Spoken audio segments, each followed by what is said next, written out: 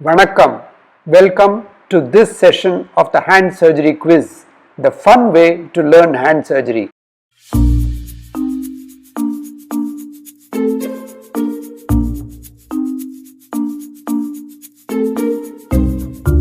This time, all the questions are in the format of true or false. Question number 1. All the interossei muscles in the hand are ulnar nerve innervated. Is this statement true or false?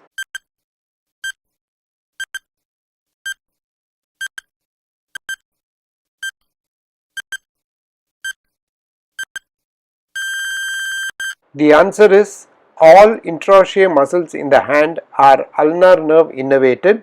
This statement is true. There are 3 palmar interossei in the hand and 4 dorsal interossei. All the 7 interossei muscles are supplied by the deep branch of the ulnar nerve with a root value of C8T1. Question number 2. The anatomy of the nerve to latissimus dorsi was described in detail by Sir Charles Bell. Is this statement true or false?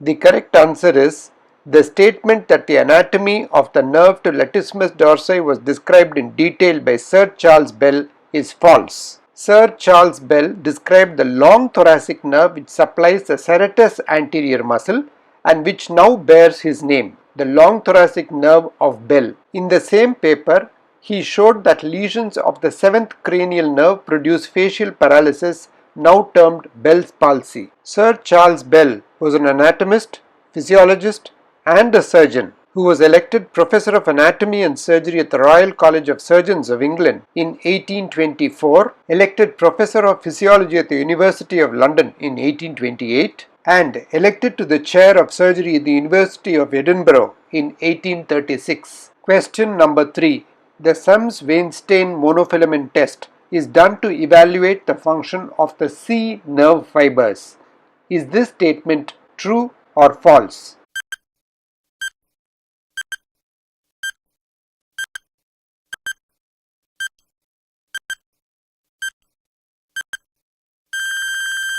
The correct answer is the statement Sams-Weinstein monofilament test is done to evaluate the function of the C nerve fibers is false. When the Sams-Weinstein monofilament is used for testing, the size is chosen and it is kept upon the skin of the patient and gently pressed till the filament folds. Nerve fibers are classified into 3 types according to the Erlanger-Gasser classification. Group A and B are myelinated fibers and Group C consists of unmyelinated fibers. The A-type fibers are further classified into alpha, beta and delta, and all these are large diameter fibers, myelinated and have a quick conduction velocity. They deal with proprioception, cutaneous mechanoreceptors and free nerve endings of touch and pressure sensation and cold thermoreceptors. The C fibers are unmyelinated and are of small diameter and a slow conduction velocity. They deal with warmth receptors. It is the A delta fibers that are tested by the Sams-Weinstein monofilament test. Question number 4. The volar VY advancement flap for the fingertip was described by Ernest Etossoi in 1935. Is this statement true or false?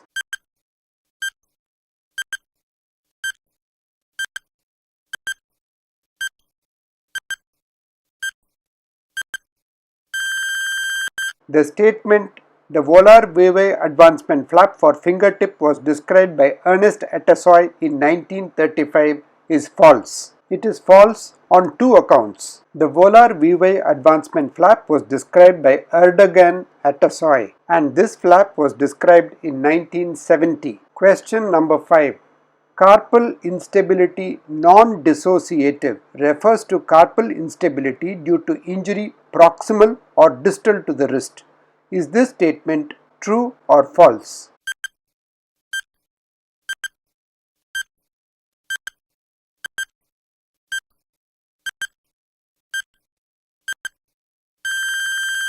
This statement is false. Carpal instability has been classified into four basic types. The first is carpal instability dissociative, CID. Here, there is a disruption within or between the bones of the same carpal row. Examples are scapholunate dissociation, scaphoid non-union. The second type of carpal instability is the carpal instability which is non-dissociative, CIND. Here, there is a disruption of the radiocarpal or midcarpal joints with intact proximal and distal rows. An example of this sort of carpal instability is mid-carpal instability. The carpal instability is said to be complex, CIC, when there is a derangement both within and between the carpal bones, that is, the CID and the CIND together. An example of this sort of carpal instability is the perilunate dislocation with ulnar translation. And the fourth type of carpal instability is the adaptive instability, which is due to injury proximal or distal to the wrist. An example causing this sort of carpal instability is the distal radius malunion. Question number 6. According to the original Urbaniak classification of ring avulsion injuries, type 2 indicated inadequate vascularity. Is this statement true or false?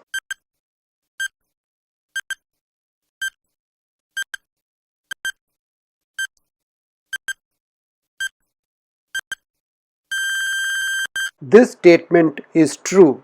The original Urbaniak classification of ring avulsion injuries, type 2 indicates inadequate vascularity. There are three main types of classification of ring avulsion injuries.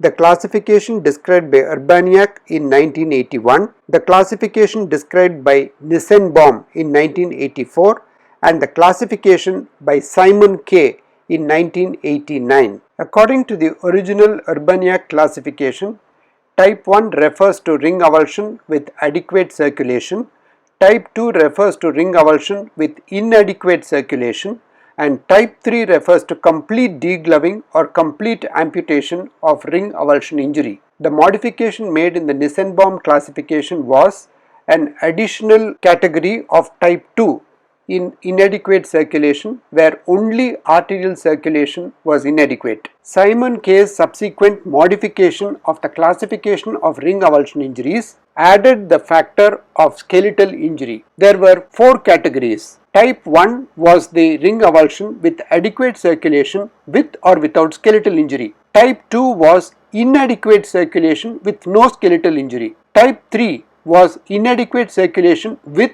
a fracture or joint injury. This type 3 was further classified into 3A, where only the arterial circulation was inadequate, and type 3B, where the venous circulation was inadequate. Type 4 of Simon K classification included complete degloving or complete amputation. Question number 7. Matev originated the technique of progressive lengthening of thumb through distraction in 1979. Is this statement true or false?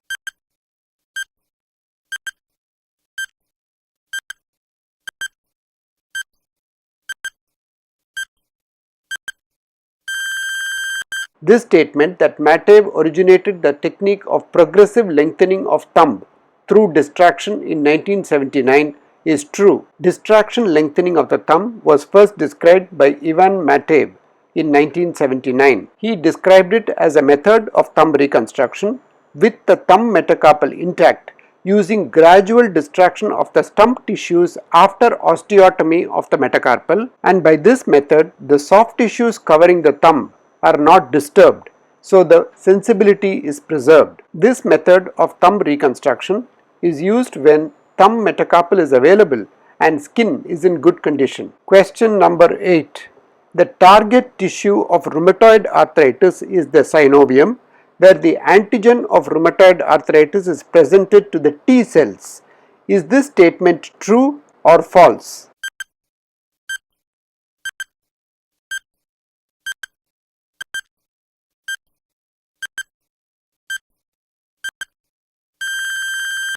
This statement is true. The target tissue of rheumatoid arthritis is the synovium of the joint.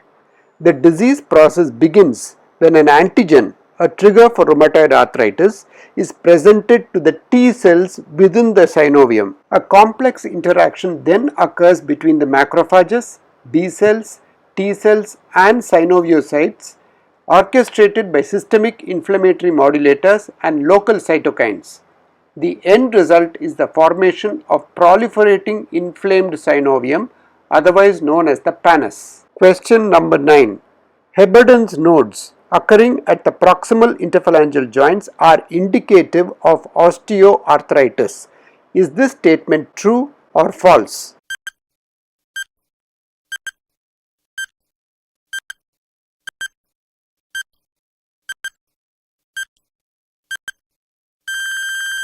This statement that Heberden's nodes occurring at the proximal interphalangeal joints are indicative of osteoarthritis is false. Heberden's nodes are enlarged joints and hard knobby protuberances overlying the distal interphalangeal joints of multiple fingers. They are attributed to osteophyte formation with overlying soft tissue thickening. They indicate osteoarthritis of the distal interphalangeal joint. The protuberances that occur over the proximal interphalangeal joints of multiple fingers are known as Bouchard's nodes. These are less common than Heberden's nodes but are associated with more severe arthritis. Question number 10.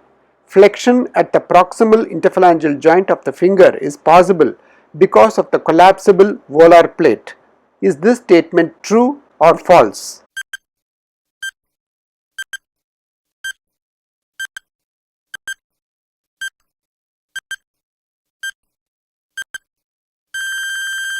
The statement that flexion at the proximal interphalangeal joint of the finger is possible because of the collapsible volar plate is false. We need to remember a few points about the volar plate of the metacarpophalangeal joint and the volar plate of the proximal interphalangeal joint, which are different.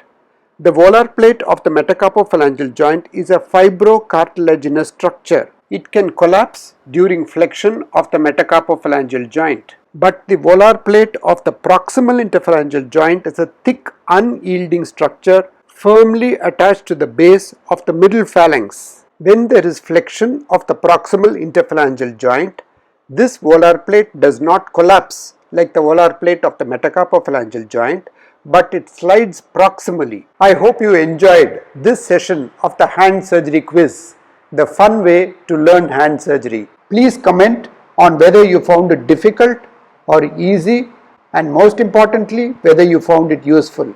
And please scan this QR code with your mobile to instantly access the YouTube channel to see the latest in learning hand surgery.